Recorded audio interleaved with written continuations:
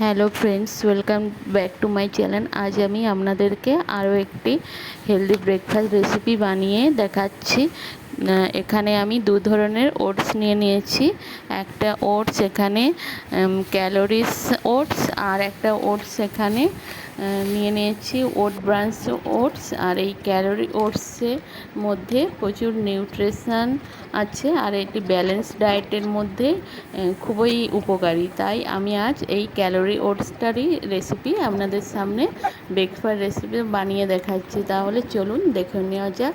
আর এখানে আমি dry fruit আর দই, ওটস, আপেল, চিয়া সিড সব রকমই দিয়ে আমি চলে এসেছি আবার একটা নতুন স্বাদের রেসিপি নিয়ে। আর এই রেসিপিটা আপনারা বাড়িতে ট্রাই করবেন। এখানে আমি সমস্ত রকমের ড্রাই ফ্রুটগুলো নিয়ে নিয়েছি।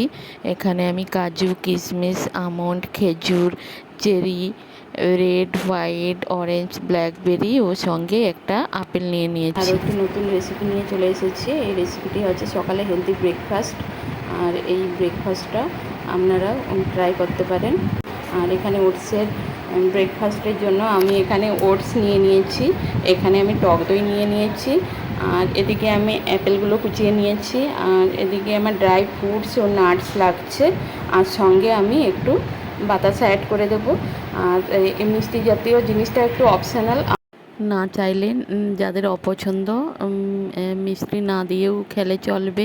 কেননা এই ফ্রুটসের মধ্যে যে মিষ্টি ভাবটা আছে সেগুলো এই ওটসে ও টক দইয়ের মিশ্রণের মধ্যেই চলে যাবে। আর মিশ্রণটি একটু মিষ্টি মিষ্টি লাগবে। আর যারা সুগারের পেশেন্ট তাদের তো একদম মিষ্টি পছন্দই নয়। তাই এই ফ্রুটের মধ্যে যে মিষ্টিটা আছে ওটসের মধ্যে থাকবে, মিষ্টি মিষ্টি লাগবে। তাহলে চলুন আজকের ওটসের রেসিপিটা স্টার্ট করা যাক। প্রথমে আমি একটি এখানে মিডিয়াম সাইজের মিক্সিং বোল নিয়ে নিয়েছি। এর মধ্যে এক বাটি ওটস দিয়ে দিলাম। এরপর আমি কুচানো ড্রাই ফ্রুটগুলো এক এক করে দিয়ে দিচ্ছি। প্রথমে আমি খেজুর দিয়ে দিলাম, এরপর আমি অরেঞ্জ বেরি দিয়ে দিচ্ছি, এরপর আমি হোয়াইট বেরি দিচ্ছি, এরপর আমি রেড বেরি দিচ্ছি, এগুলো রেড চেরি দিয়ে দিচ্ছি, এরপর আমি ব্ল্যাকবেরিগুলো দিয়ে দিচ্ছি, এরপর কিশমিশ দিয়ে দিচ্ছি, এরপর আমন্ড কুচি দিয়ে দিচ্ছি, এরপর কাজু বাদামগুলো কুচানো ছিল কাজু বাদামগুলো দিয়ে, এরপর আমি একটা পরিমাণে আপেল কেটে কুচি কুচি করে রেখেছিলাম।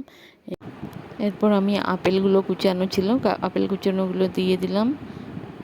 এরপর আমি একটা মিডিয়াম ছোট সাইজের বাটিতে টক দই নিয়েছিলাম, টক দইটা দিয়ে দিলাম।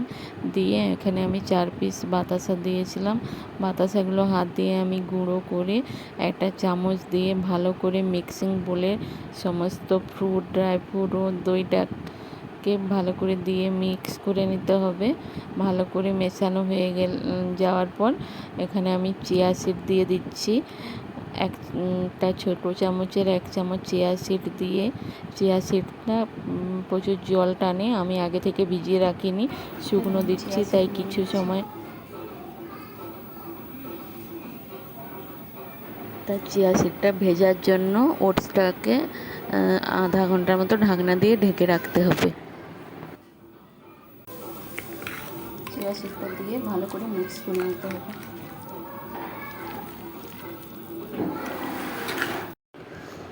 আধা ঘন্টা পরে আমি এই ওটসের মিশ্রণটির ঢাকনা খুলে দেখলাম চিয়া সিডগুলো প্রায় ভিজে ফুলে উঠেছে।